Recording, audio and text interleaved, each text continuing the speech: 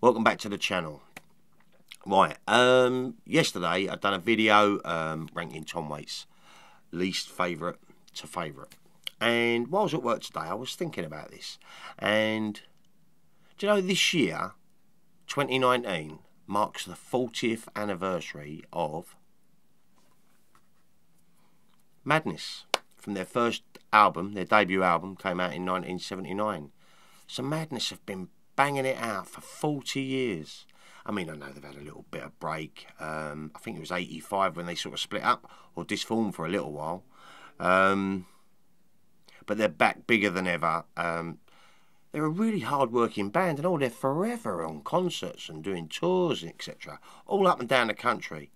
And obviously the House of Fun weekend at the end of the year, which they always do, 2 nights. And I must admit, I'm very, very tempted to take wifey again. I mean, 40 years, it's going to be a big one, isn't it? So, we'll have to see. We'll have to see. I've got friends going already, so I just might have to do that. So anyway, I thought to myself, why not do your least favourite Madness album to they're your favourite, you know, the best. Now, Madness have only had 12 studio albums. They've had some box sets, you know, I've got The Business, they've had one Full House recently, and they've had literally the most best-ofs, I think, ever. I'll just put a little list there. Have a little look at that. That's a lot, isn't it? Loads and loads of best-ofs. Right, so I thought, what I'll do a little ranking, like I did with me Beatles, Pink Floyd, Tom Waits. I thought it's only fair. So, now, before I get started, there's a couple of albums by Madness that I don't have on physical media. That means either CD or record. Obviously, I've got them on my computer on iTunes, but I don't own the physical media yet. So, but there's only three albums, maybe 4. But the beauty of it is, I can easily put a picture of the cover right there. So, without any further ado, let's get on with it. Right. Now, this album, the 12th least favourite of mine, is when after they broke up in 85, I think they reformed as The Madness, and they done an album called The Madness. And I mean, I've heard it once or twice. I'm really not that familiar with it. I think I do have it on my computer, but I haven't played it for a long time. So, that in itself is telling me it didn't really do it a lot for me. But I have got to re-dip into it. But, as you know, with all the other music in the world, it's very hard to constantly be absorbing stuff. But I do need to do it because I love Madness. And there's probably some hidden gems on there that I do not know about. So that's my 12th one. Number 11 is another kind of slightly breakaway, but it is Madness. And it was it was released on the 16th of August 2005. I don't even know why I bother not doing it with my glasses on. I literally can't see crap. Is the Danger Man Sessions. There's a couple of good tracks on it. I do like Shaman Scandal, In the Family and all that lot. But it's not that nutty sound. Sure, when Madness come out, it was like, well, it weren't really ska, it was two-tone, it was that. But they developed they had their own sound, the nutty sound as they called it. And Madness is very distinctive, you know. So I do need to have another little dip into that one as well. So, also, and this is a lot more recent, this was released on the 29th of October 2012, and that was Wee Wee CC Jaja Dada. Yeah, it's got My Girl Too. Was all excited when that came out, and it is a good song. I Never Knew Your Name. There is some little gems on there, but I haven't played it that much, to be honest. It is an album I will get on record because I do think I'm probably missing out. I haven't played it that much, so how bad are you, Stripey? Right, so that was 10. Number 9 is, now I do have this one. Now this is on this The Lot box set, and it is Mad Not Mad, released on the 20th of September 1985. Yeah,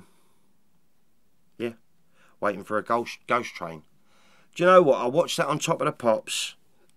Top of the Pops is like, for my American friends, Top of the Pops was the programme, and it had been since the 60s. They don't have it playing no more, and all the bands wanted to be on Top of the Pops. And I really distinctly remember watching Waiting for a Ghost Train, and let's be honest, that's a madness great, isn't it? The claw-headed woman and the bow-chest. Ah, it's bloody marvellous. Love that song. Woo. But right at the end, Chrissy Boy, the guitarist, and Bedders, Mark Bedford, the bass player, turned their guitars over and it said goodbye. Oh, just don't. It was awful. I hated it. But it has got some great songs on here. Yesterday's Man, Hang On to Today, Uncle Sam, The Sweetest Girl in the World. So, yeah. You don't want me to sing the whole album, no. Sorry about that, guys. Now, number 8 is Wonderful. Released the 1st of November 1999.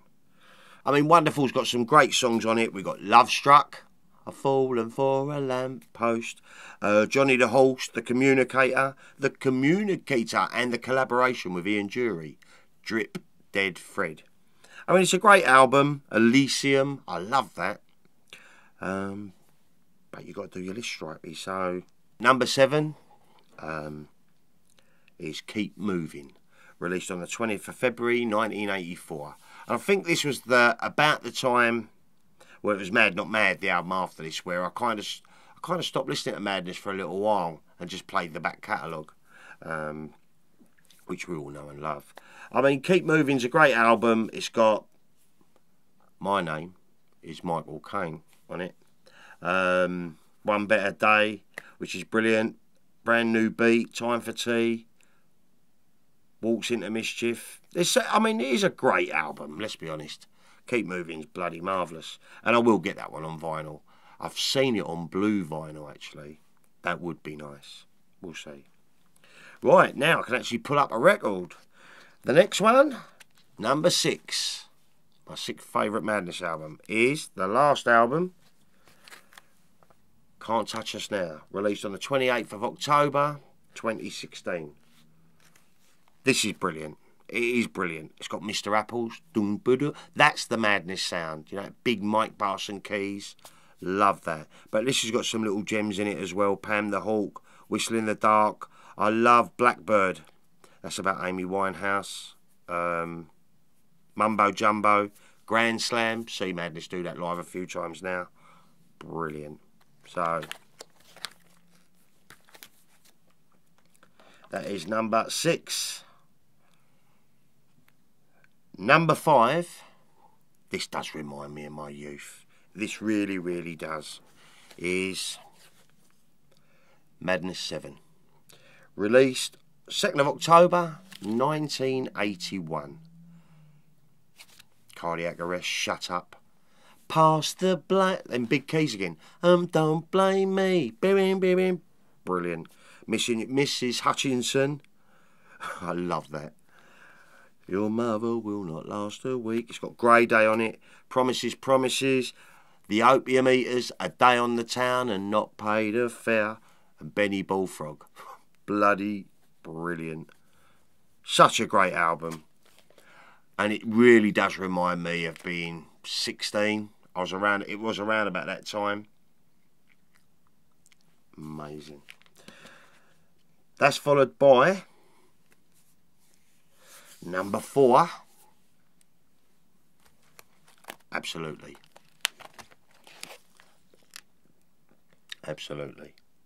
Madness's 2nd album. This is hard, you know.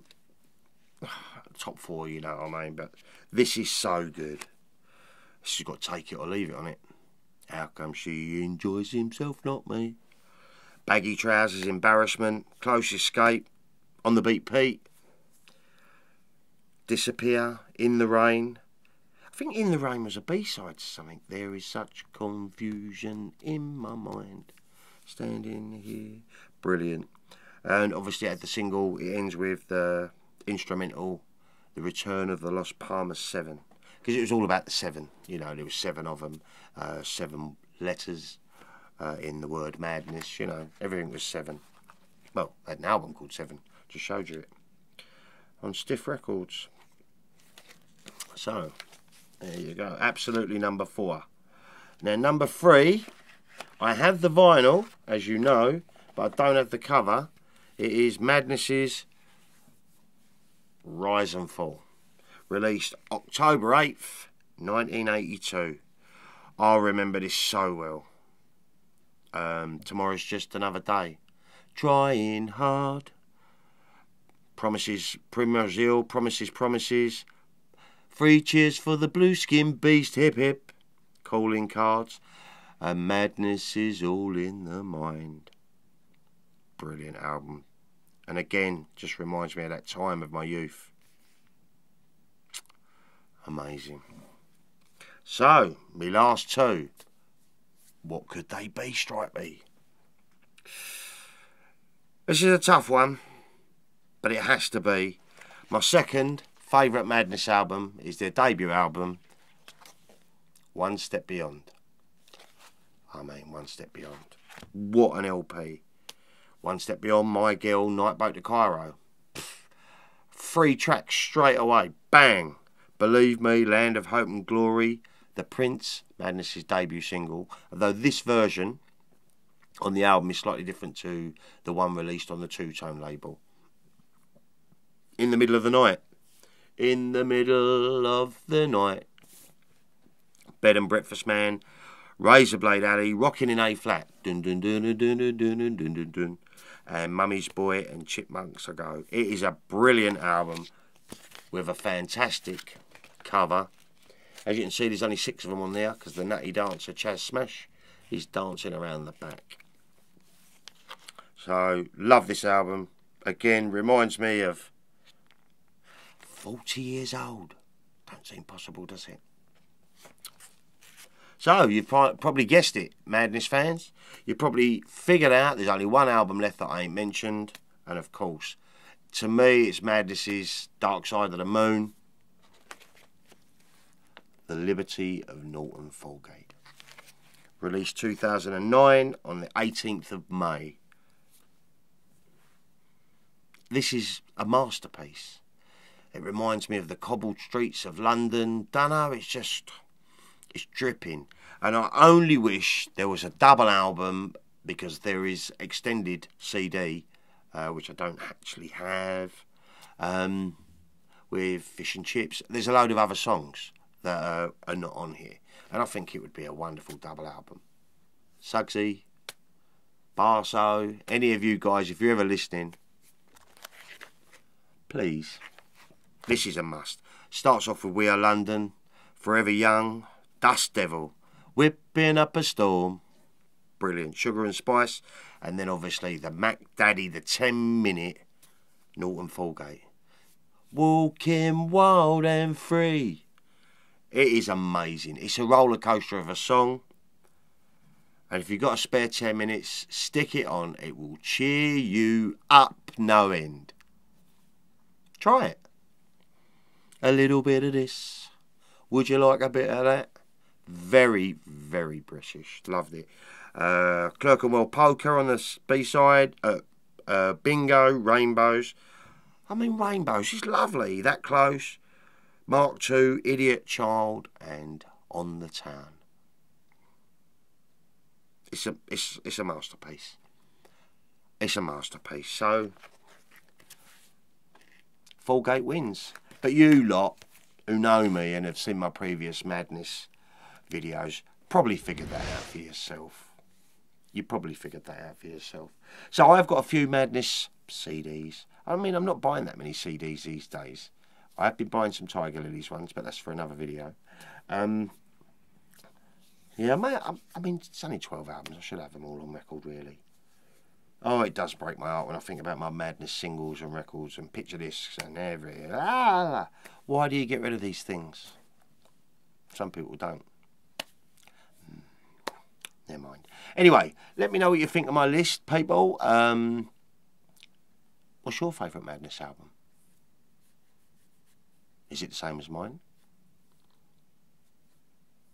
Drop them in the comments down below and let's have a little compare. Wonder what they're going to do for their 40th anniversary. They've got to do something to celebrate it, haven't they? I'll tell you what was nice, slightly off subject really, as well as doing this and going to work, I designed t-shirts for, this is one of my designs, and I made a two-tone one, and it's now being displayed on a dummy in Coventry at the Two-Tone Museum. As you walk in, there's a two-tone face with a hat, Harrington on, and the t-shirt was designed by me. So I'm really pleased about that, and at some point this year I'm going to make a trip to Coventry and have a little look around the Two-Tone Museum. Did have a big impact on Britain for a little while in this country, and yeah, I've got a t-shirt on display now. Well pleased. So yeah, that's it for today then, guys. Really wanted to see if I can do a little quick video. Yeah, have yourself a great week. It's Wednesday tomorrow. I'll be back with another ramble real soon. Take care, guys.